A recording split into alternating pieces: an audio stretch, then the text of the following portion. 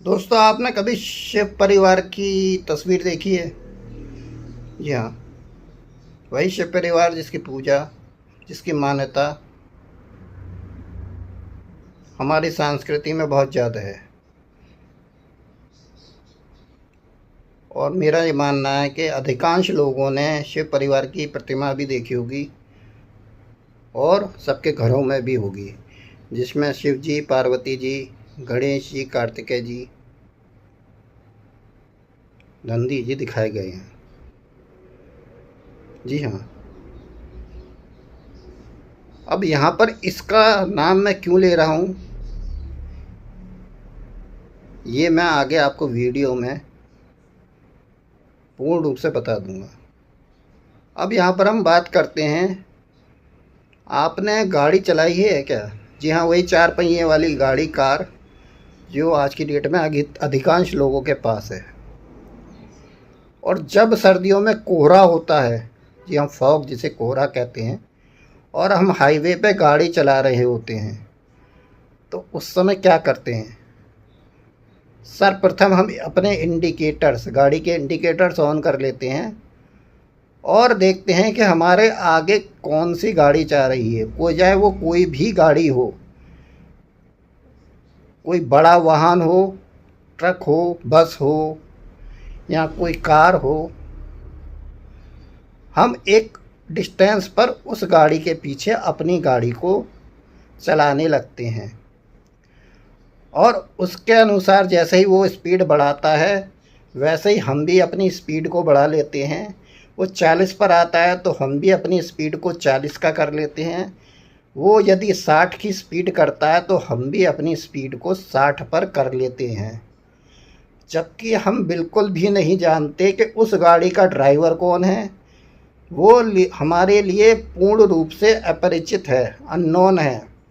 हमें यह भी नहीं पता कि उसके पास ड्राइविंग लाइसेंस है कि नहीं है, लेकिन फिर भी हम उसके अनुमान के अनुसार अपनी गाड़ी को चलाते रहते हैं। और ये कार्य को करते हुए धीरे धीरे जहां हमें जाना है, हम अपने डेस्टिनेशन पर पहुंच जाते हैं। और इस पूरे चक्र में, इस पूरे कार्य में हमें बिल्कुल भी नहीं पता कि वो गाड़ी किसकी थी, उस गाड़ी को कौन चला रहा था, और आगे भी हमारी उस गाड़ी को चलाने वाले से जीवन में शायद कभी मुलाकात होगी या नहीं होगी। तब भी हम परिस्थितियों के अनुसार उसको फॉलो करते हैं। अब हम आते हैं वीडियो के शुरू में, जो मैंने आपको शिव पार्वती जी का वर्णन किया था। जी हाँ, शिव पार्वती जी के पुत्र गणेश और कार्तिकेय माने जाते हैं। एक बार उन दोनों के बीच में बहस हो जाती है कि कौन ज़्यादा शक्तिशाली है, और इसी बहस में वो एक शर्त लगाते हैं कि जो इस ब्रह्मांड का चक्कर पहले लगाकर आ जाएगा वही सबसे ज़्यादा शक्तिशाली और बुद्धिमान है। इतना सुनते ही कार्तिकेय जी अपना वाहन लेकर ब्रह्मांड का चक्कर लगाने निकल जाते हैं और गणेश जी वहीं बैठे रहते हैं। ये सब देखकर शिव जी बोलते हैं कि तुम्हें नहीं जाना? वो कहने लगे, मैं इस ब्रह्मांड का चक्कर लगा के क्या करूँगा, ब्रह्मांड तो मेरे सामने बैठा हुआ है।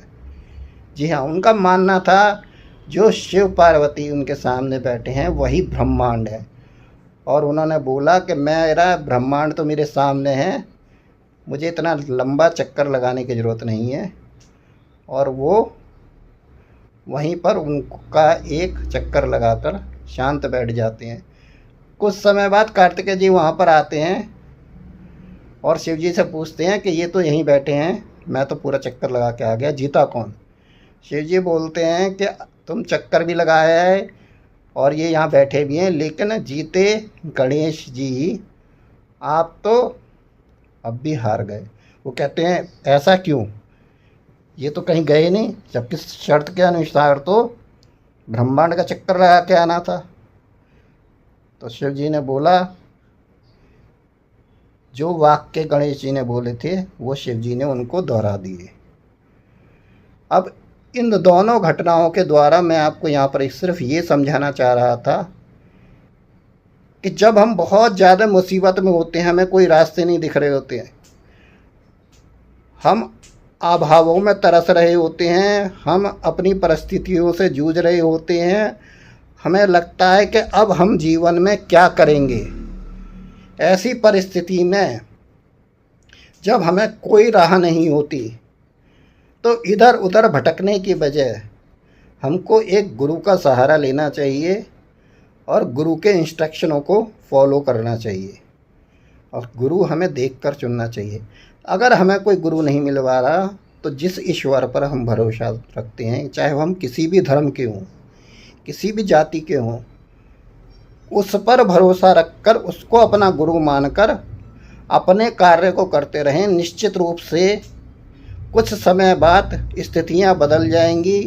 जिन विषमताओं विफलताओं का सामना हम कर रहे हैं वो सफलताओं में परिवर्तित हो जाएंगी, बशर्ते हम इधर उधर अपना ध्यान लगाने के बजाय अपने गुरु द्वारा दिए गए निर्देशों का पालन करें और उन पर अटूट विश्वास कर अपने कार्यों में लगे रहें। जी हाँ, यह वीडियो सिर्फ एक सीख ही नहीं, जीवन के सभी राहों में काम आने वाली वीडियो है और गुरु पूर्णिमा के अवसर पर ये वीडियो बनाने का मेरा मकसद यही है कि गुरु का महत्व, गुरु की भूमिका जीवन के हर क्षेत्र में बहुत बड़ी है। जहाँ एकलव्य गुरु को दूर से देखकर, गुरु को अपना आदर्श मानकर एक कला में निपुणता हासिल कर सकते हैं, तो हम किसी गुरु को अपना आदर्श मानकर उनकी राह पर चलकर अपने जीवन में सफलता क्यों नहीं हासिल कर सकते। इसलिए गुरु की के महत्व को पहचानें और किसी को भी अपना गुरु मानकर उस पर पूर्ण विश्वास कर अपने कार्यों में लीन हो जाएं। निश्चित रूप से आपके जीवन में सफलता आएगी। शर्त यह है कि आपको इधर उधर भटकना नहीं है और एक निश्चित दिशा में आगे बढ़ते जाना है। आज के वीडियो में यहीं तक। आपका दिन शुभ हो। गुरु पूर्णिमा की आपको हार्दिक बधाइयाँ। ईश्वर की कृपा आप पर बनी रहे। धन्यवाद। जय हिंद।